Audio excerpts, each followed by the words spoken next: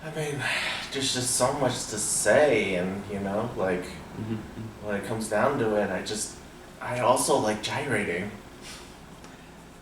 Now let's talk about your mother. Oh no.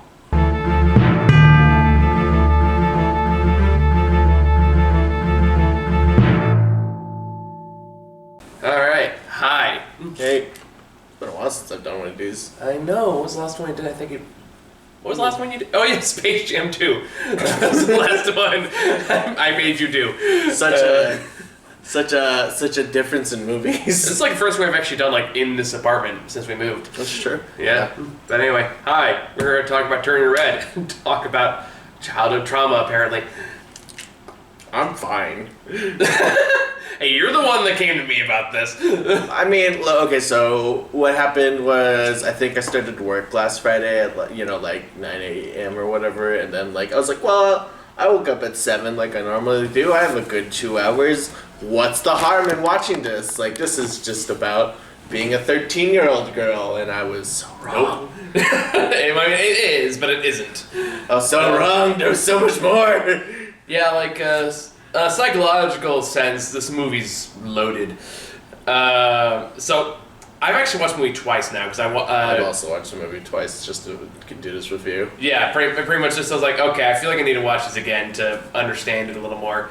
The one thing I kind of noticed the second time watching it, and I was kind of sitting there, was like, the more I watch this, the more it feels personal. So I looked up the director, and it turns out this is their first feature film. Yeah, she did Bow. Yeah. Okay, so you also looked it up. Yeah, no, I mean, I knew who she was. Okay. Like, that was how they presented it. Like, that was the advertisement. It's like, from the person that gave you the short that did Bow. I remember you also had a very visceral reaction to Bow, too, if I don't mistake. Bow also had... very similar themes. Similar feels, yeah. Yeah. But this one is more. It's about, generational trauma and... dealing with your emotions properly and acknowledging all the parts of yourself, authoritarian parenting, and all of these complicated scenes, while also being a movie about 13-year-old girls. So there's a lot going on, and I like it. I think it's a very good film. I think I like it. I think I was just really shocked to how many parallels there were with my life. No, that's totally fair. Yeah. Just like, my take on this, by the way, is basically, it's just further proof that the authoritarian parenting style just doesn't work. Yeah. That's and don't use that parenting style. It doesn't work. Don't do that. Which again, I'm between this and Encanto, I'm kind of glad there's more conversations around, like, in popular children's media, talk about, like, hey, maybe let's not do this. Especially since, again, you can tell that, I watched the behind-the-scenes movie in this film, too. It's like, you also have, like, this is largely based on the director's own life, too. Yeah, I figured that was not too far-fetched. So that's what I mean with, like, it feels personal. It's like, this feels like somebody, maybe not, like, in exact words, obviously, but it's like, it feels like somebody lived this shit. Yeah. Also, perfectly seen the fact that it's really cashing in on the early 2000s nostalgia, which, like, oh god, we've reached that age of things. Yeah, when you're, like, not giving mixtapes, but you're giving, like CDs, burnt CDs. like burnt CDs to each other. They got bad scratchy designs or squiggly marker designs on there. The markers. Yeah. And so, like, marker designs and, like, boy bands and, like, Twilight knockoff books. All these things, and like some point I saw it on Twitter, and it was actually a very good point, where it's like, it's so interesting. The only reason that this movie kind of this reaction to some people is that it actively says, like, hey, all those things that were the butt of everyone's joke in the early 2000s, they weren't actually that bad. and you're all kind of assholes for making fun of these poor girls for liking these things. I've been avoiding... Well, first of all, I don't do social media anymore because it's... Oh, totally fair. Yeah. If you can avoid it, you should. I mean, social media is just voluntary panopticon, and I refuse to define that anyway. I agree. Everything's... It's all stupid. Yeah, it is all stupid. But this movie... this movie is interesting because it's still like there. At least the setting is still like pre Facebook, pre social media. Yeah, like this is in the peak of like the NSYNC Backstreet Boys era, which I don't know how much of that era you remember. All of it, or like how much you were into it, I should say. Some of it was against my will. Mostly because like my brother, I think, figured out that to talk to girls, he had to listen to boy bands so that he would have something to talk to. Yeah. So his room would once in a while blare with like Backstreet Boys or NSYNC. I think I like Boys to Men a little better. I don't know. I never watched Innocent Boys Bands. I grew up with two sisters, so there's a lot of boy band stuff in my household. No, that's not true. NSYNC was okay. Whatever. I actually liked NSYNC and Backstreet Boys. Even though I still don't think they're that bad. Like every now and again, I'll be like. I think what's easy to make fun of them is how like blatant of a corporate scheme it is. I mean, they're all corporate schemes at the end of the day. It was once targeted girls, and that's why it was universally hated, unfortunately. Yeah. If you never noticed that, it's like it's always guys going, "How dare girls like something?"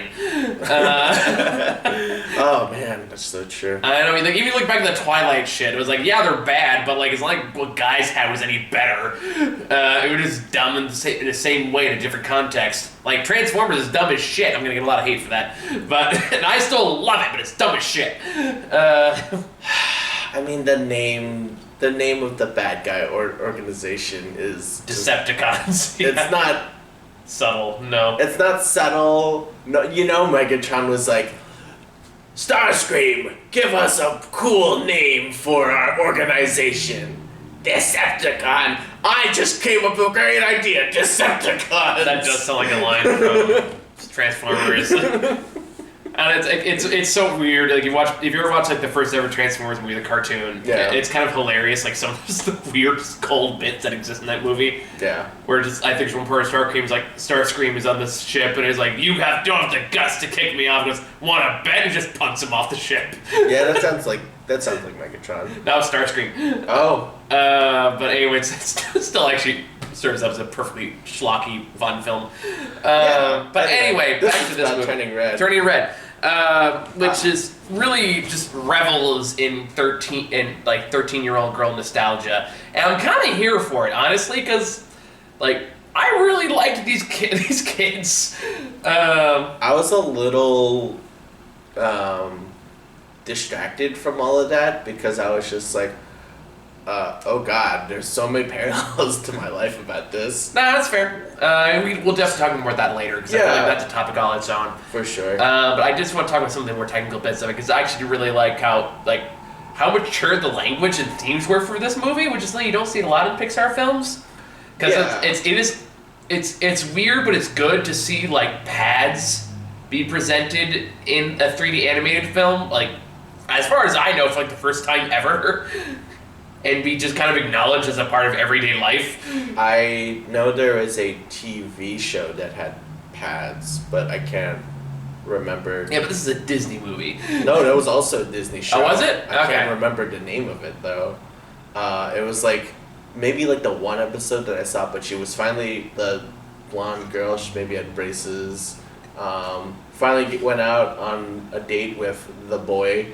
And then has terrible stomach cramps, thinks she's legit dying. Boy carries her to the hospital and is like, yeah, she's just having her period, man. Here you go. You can help.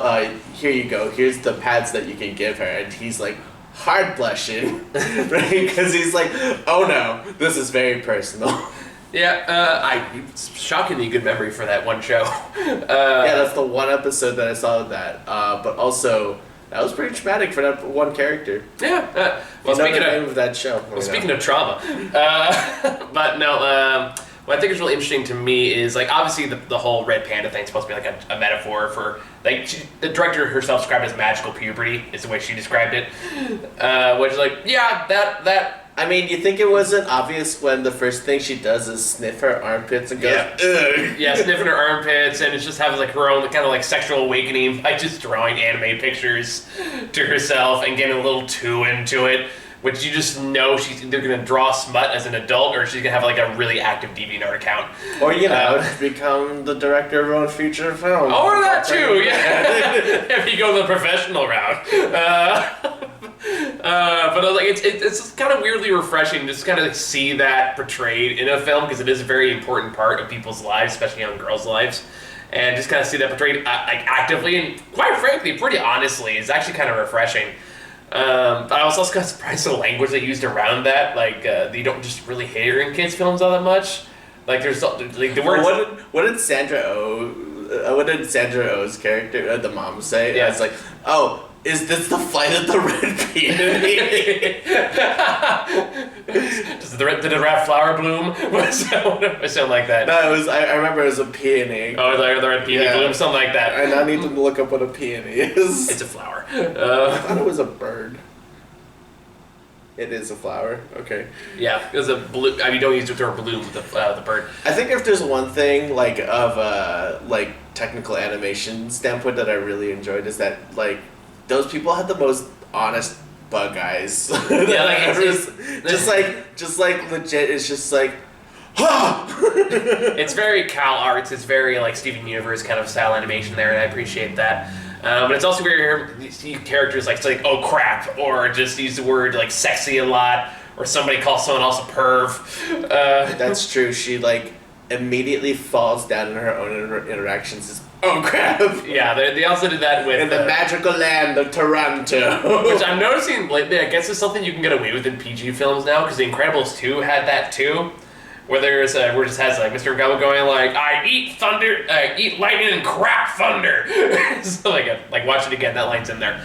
But it's more like, it's surprised. It's just interesting to see, like, kind of expand in that way, to saying like, you know what, like, we can make movies these movies don't necessarily be for little kids. We can make it for like slightly older kids who also need these stories told about themselves. But also, I don't even think crap's that bad of a word. No, it's not. I'm not talking about like a general... It's a game if you add an S. I'm more just talking about just in generalities in terms of the themes and like the story of the movie. So for those who don't know, if you haven't seen a trailer for this, whatever reason, this movie's about Mei Mei, who is... her name is Mei Lin Lee. Oh, sorry, Mei Lin Lee. But Mei Mei is her, like, pet name from her mom. Yeah. Mm-hmm. It would... depending on the use of the actual Chinese character, Mei Mei could either mean little sister, but she's an only child, so that wouldn't make sense. No. Or Mei is the other word for beautiful. Okay. Yeah. Yeah. That seems more likely, Mike. Which makes more sense, contextually speaking. But, like, it's just the pet name. Yeah. So we'll just call Mei Mei for the sake of simplicity. Yeah, Mom, I know more Chinese than I paid attention to. Okay. I don't have problems. It's a good thing your mom doesn't watch this channel. Speaking of moms, they kind of set up right off the bat that kind of what this movie's going to be about, which is, it sets right off the bat like... honor your parents was like the first line. Yeah, where it said like, the most important thing we were taught is honor your parents. But don't be like, but you're told not to go too far, or you don't honor yourself. But I don't have that problem. So it's like, okay, she totally has that problem. And then, so she's going on, she's obviously very controlled, very scheduled life. Her mom is very controlling. Not to be intentionally cruel, but it's kind of implied how she was raised, and that's just how she lives. Well, we can talk more about that later. There's a lot of nuance to discuss there.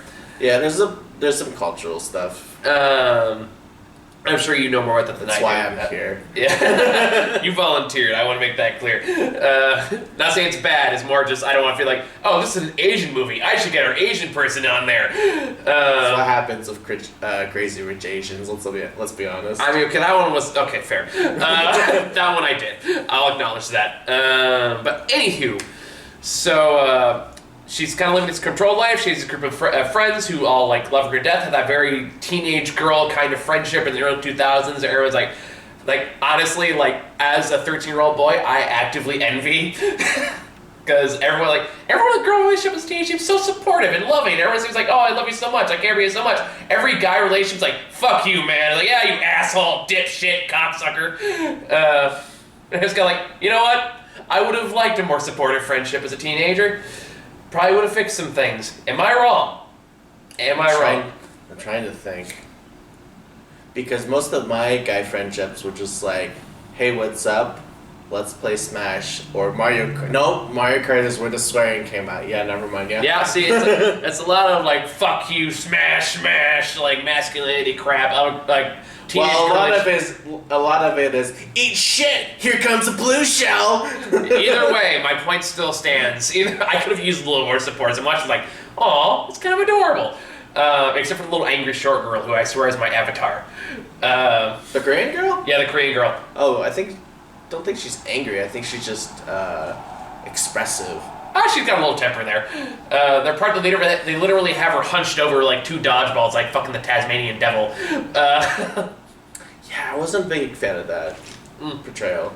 Oh, really? Is that like culturally sensitive or something? No. It's just like, I was just like I understand that the whole point of her friends is like, oh, you got the skater girl, and you have like the emotionally withdrawn friend, and then you have the one that's really expressive and doesn't really like, her emotions are more on her sleeve, and then you have Maylin, and then she's just sort of like, Maylin is just more, I think obedient is the word. Yeah.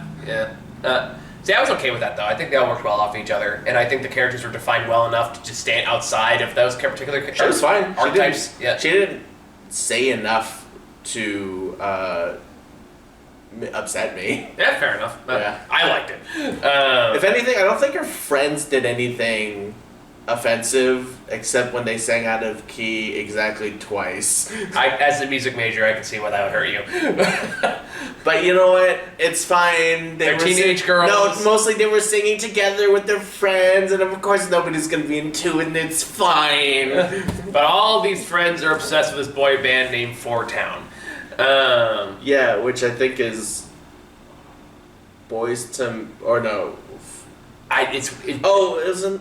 shoot, there was a... Just pick your generic boy band name. Okay, whatever. It could be any... You can swap them out for any number of them, honestly. Honestly, yeah. And then they all... Each of the boys have their own personality and their own special thing. Even though they all kind of look the same. Even though they... or at least the same, like, facial expressions. I like that they had... I like that they mentioned that the two... It's like, oh yeah, Aaron C and Aaron W are just kind of, like, they're special. Yeah, they're fine. They're there.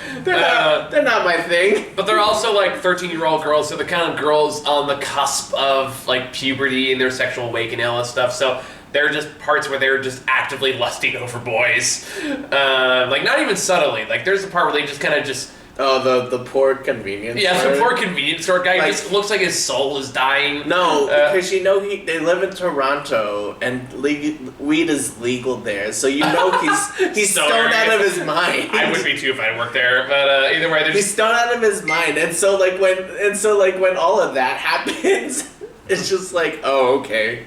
But while that's happening, I think my favorite little scene, like little lines in there, was like when they all kind of sneak to look at him in the convenience store window.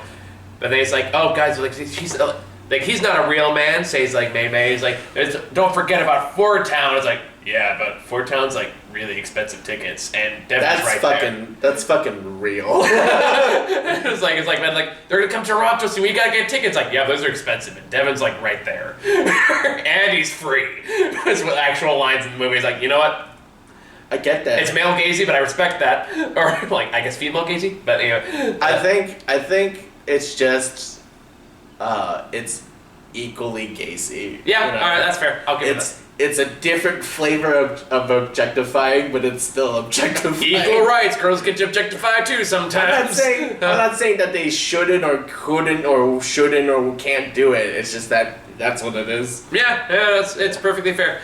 But they all bound together and say like, we're gonna get these tickets to the Fort Town concert. We're gonna go see them. We're gonna become women. That's like their whole thing. Yeah, they have to make up a whole $800 in middle school, which is impossible. Oh god. So she goes back home that night, and then she starts drawing. Like she starts thinking like, I don't get like what's so appealing about Devin, and she starts drawing this really like masculine, bulging muscles version of Devin on her notepad, and that's when she's like, oh.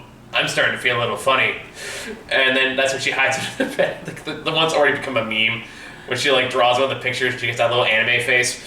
Yeah. No, I know what you're talking about. Yeah. And that's already become a meme. Already? Yeah. I'm not surprised. And so like that's when you kind of like, oh, like this isn't good, but I'm also kind of enjoying this kind of thing. You know, you're in that awkward age. I just want to say all of her drawings were so tame. I know, right?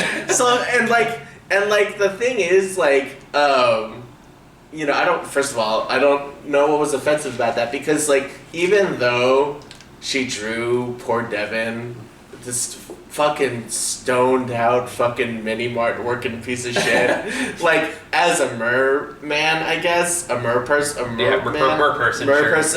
I was just like, yeah, but I mean, fish don't have penises, so it's fine. Well, not that you can see. No, fish don't have penises. It's a cloaca. Well, wait, no, that's a bird. I always think of what was that movie? That Guillermo del Toro movie with the fish man. Shape of Water. Shape of Water. I didn't see that, but yeah. Where they actively talk about where the penis comes from. That's more for you, buddy. Wait, what is that supposed to mean? Don't worry about it. Anyway. Okay, moving on. I don't have mer pictures in anywhere if anyone's wondering. Anyway, the thing that we need to pause. Yeah. Right back. To be continued. We're talking about poor Devin. Poor Devin. Yeah. Oh yeah, we're talking about mer people. That's what it was. So mom finds the drawings, and to be fair, we only see some of them, so I don't know how lewd they actually get. And it's implied there's a lot of them. And she immediately assumes Devin is to blame, because it can't be her precious daughter. So she embarrassed the fuck out of her by showing the photos to like Devin and everyone else, and like the worst people in her school that happened to be there at the time. Yeah, and I think this is sort of like the first thing that sort of triggered me was just sort of like, one, I felt like, you know, like one, growing up, I didn't feel like I was able to really like express myself properly. Yeah. And then two, you know, when the mom just had an idea in her head and then didn't listen to poor Maylin about what was actually going on. Yeah. And basically taking away her voice like that, that was like really triggering for me. I actually needed to pause the movie there. It was actually really traumatizing for me. I actually had a hard time getting to that section too for similar reasons. Obviously not in the same context. Yeah. But yeah, I could understand from a certain point of view. And so for me, it wasn't like yeah, it's really obvious. It's really, really embarrassing to have your Devin Merfolk anime drawing a little overly muscular, you know, drawing out there. But it's just also like, it's also really fucked up to be like, and show that. To know that you don't have a voice. Yeah. In the relationship, because ultimately you're still supposed to worship your parents. It's really fucked up. Yeah, it is, and I think that's a big part. That's a big part of the movie too. Yeah. Which gets into what happens next, which is she wakes up the next morning and finds out she's been magically turned into a giant red panda.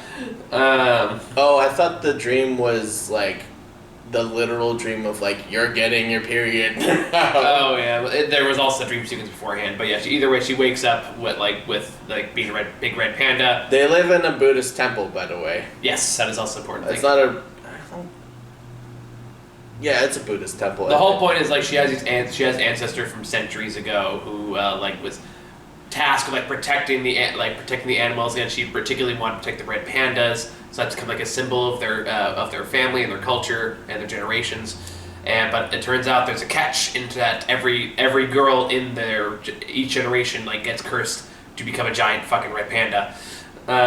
Some bigger than others. Some bigger than others. And the whole thing is that they learn how to contain the panda, because every red moon they can banish the spirit out to put it into some kind of piece of jewelry that they can wear, and they no longer have to worry about the red panda ever again. But as she learns how to control the panda and starts using it to earn money to get concert tickets, she finds she kind of likes the panda. And gets a lot of enjoyment out of it. But it does come with some downsides. Yeah, so there's some interesting thing that's happening with her, because she is, even when she is turning into the red panda, she's able to turn back occasionally. Yeah. Through extreme control of her emotions, Yeah. which is sort of like a fucked up misogynistic view that's passed on to most, Chinese girls. Where it's like you have to be very calm and demure and you can't show your emotions. And I'm pretty sure that's not just a Chinese girl thing, that might be an all women thing. Oh yeah, it is. But it's just sort of like, oh, it doesn't matter if the kittens are cute. You just have to say, those are adorable, and move on with your life. But I think that's a good point. I think it does play into the central theme what the movie's actually about, which is like, yeah, these parts of yourself are messy. They can be violent. They can be destructive. They can be all these things. But they can also be funny. They can be energetic. They can bring joy and laughter and all these other things too. And you should embrace those parts of yourself and all the messiness it entails, as opposed to try to pretend it doesn't exist, which is what her family does. Which also goes into the other part because when it becomes clear she has the panda now, her grandmother finds out. Who decides to come in with all her other daughters and basically ambushes her to try to get her to keep the panda under control. I think it's also because she just straight up got caught on the news. She did, but yeah. I don't even think it's like, the mystical grandmother matriarch character sensed it into Chinese tea leaf. Force waves. No, straight up, she saw it on the news. Yeah, I was gonna say, they saw her on the TV. It's not exactly a secret. She was not, she did not contain any of that. No. Correctly. But they kind of frame her as one of the antagonists of the film. If you can say there is one. I'd say it was more, at least initially, I should say, the mom, but that's not the point. No, I would say it's more the grandma, because they kind of the mom kind of gets a pass for me personally.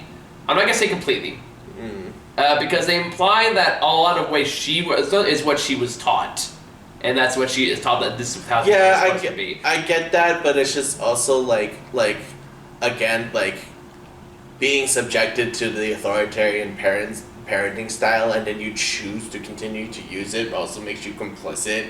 But the difference is I think that only works if you think that the mother ever actually acknowledged it as wrong.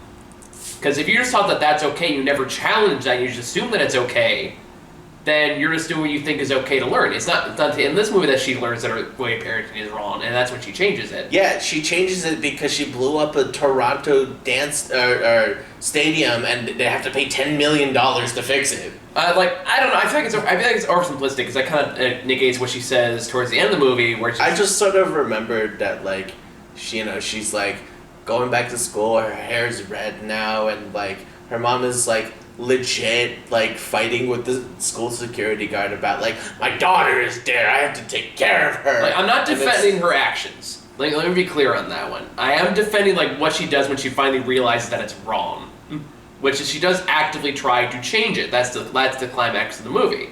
As she becomes more accepting, she learns that her daughter's becoming her own person, and she needs to accept that. That is her arc.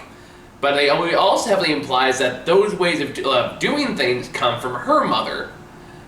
Which I say, that's where I kind of that's where I'm less leaning. You're right, it was the dad all along. I'm kidding. Hey, the dad's fucking great. You leave him alone. The dad did absolutely nothing. Hey! No. I mean, nothing wrong. Oh, okay. I was gonna say. In the same way, in the same way that there's, power dynamics in relationships, that guy is totally a beta. He's just sort of there. He's just trying to ride this out. He's just because he's seen what his wife can turn into, and it's just I'm not fucking with this, but she's really hot. He's kind of into it. But I'm not condoning what the mom does, so I definitely don't agree with it either. But I can see where it comes from, and I could be a little lenient in that when it became beyond the shadow of a doubt that her way of doing things is wrong, she did actually do something about it. The grandmother doesn't quite get that as much of a pass, because she doesn't. The grandma was not really there for me to make any hard judgments on her. I understand, Because ultimately, the conflict between the mom and the grandma is that they were basically disagreeing about dad. I think it's oversimplistic though. No, I mean that's how I would assume she got the scar. Maybe that's how she got the scar, but I think the subtext of those engagement is the fact that, in a very similar sense, that she was also the very controlling mom, and her going with her eventual husband was her act of rebellion, which is what led to the whole red panda thing. But just like her, like the grandmother, she also was kind of forced to suppress those feelings about those kind of things, and told that those feelings were wrong. And that's why her panda is so big and monstrous and all these things. Because it's been suppressed over so many years over so much generational trauma. Sure. Whatever. Do you disagree? I'm just gonna move forward from it. I don't think the grandma's that worth talking about, in my opinion. But why not, though? She's an important part of the story. She showed up for exactly 10 minutes. But she's still an important part of the story. She was one phone call and then she was one phone call and then she showed up and then the mom did the stuff that she did. She wrecked the stadium and then I feel like that's really dismissive of just the idea of generational trauma in the story. I understand that when we go into the fantastical bamboo woods, it's it's so hard to be perfect, and yeah, so I get that she's the cause of that, but I already felt like at that point she had already noticed her mistake, and so, you know what I mean? When she was coming, when I felt it took a scar for grandma to realize that she was wrong and their relationship had already been strained. So in my perspective, it was grandma was I have already not been in my daughter's life for X amount of years, and then it's this thing on the news, and it's okay, well, I gotta help my daughter figure this thing out with my granddaughter, and then But the way she goes about trying to do that is worse than what the mom is doing. Do you not see that? Because yes. she actively says to Mei Ling, she says, it can't happen this way. It cannot be done, which is implied how she spoke to her daughter. And that's subtextually saying, your feelings are wrong. You're bad for feeling these things. That's the subtext. And that is the generational trauma. That's because that's how the grandma was taught. And until you deal with those kind of things, you can never actually heal from it, which is what the climax is all about. Okay. Yeah. Okay. I feel like you're either not acknowledging this or no. I have more hatred for the mom. Okay. I'm more stuck on mom. Okay. I guess I'm just having a. I don't have problems. Okay. I guess it's more I guess what I'm struggling to understand here is but I can understand not agreeing with her agreeing what she did, and I'm not condoning anything she did in the movie.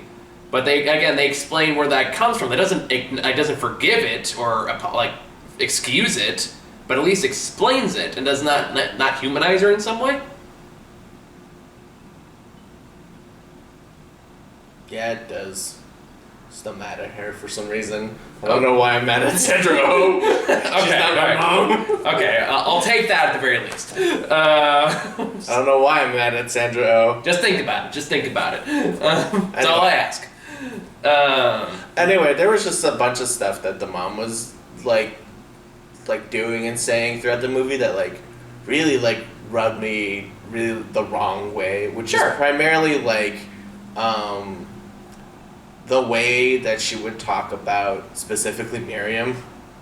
Mm-hmm. Yeah, because that's something that my mom did. Yeah, which is basically talking shit about my friends to my face behind their back. Yeah. And it's just sort of well, this is the person, coming from my life, it's just oh, this is a person that whose opinion and approval means so much. So if they don't like one of my friends, maybe I'm a bad judge of character and this person's not a good person, maybe I shouldn't be friends with this person. Yeah, and that's a totally valid feeling.